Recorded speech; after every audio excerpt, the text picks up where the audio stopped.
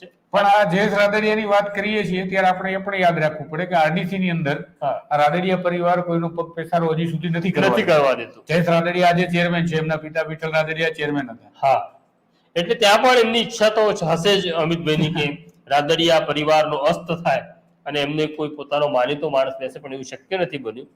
અને બધી એપીએમસીઓ પણ હવે એમના હસ્તક છે.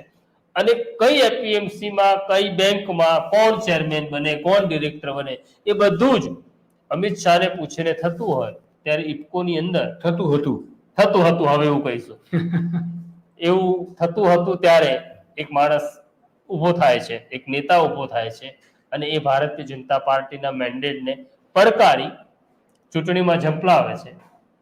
કારણ કે જે રાદડિયાને એ પણ ખબર છે કે અમિત શાહને પડકારવાથી શું થાય, છતાં પણ મને એવું લાગે છે વિઠ્ઠલ રાદડિયાનો જીન્સ પણ હું જુદી રીતે જોઉં છું કે અમિત શાહને પણ અને ભાજપને પણ કદાચ ખબર છે કે જયેશ રાદડિયા આપણને પડકારે તો એમને પડતા મૂકવાથી સૌરાષ્ટ્રમાં શું થાય. હા, એટલા માટે પણ આમાં ભારતીય જનતા પાર્ટીના નેતાઓની સ્થિતિ સર્કસના સિંહ જેવી છે મોટે ભાગે. એ ખરેખર શક્તિશાળી લોકો છે, પણ એમને એવું લાગે છે કે રિંગ માસ્ટર એ આપણા કરતા શક્તિશાળી છે.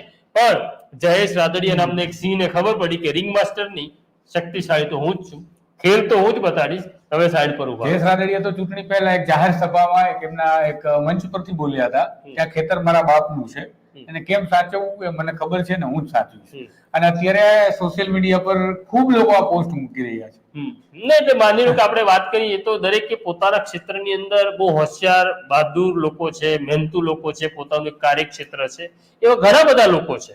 જયેશ રાદડિયાનું જેમ સૌરાષ્ટ્રમાં છે એમ વાત કરીએ તો ઠાકોર સમાજ કે ઓબીસી સમાજ ઉપર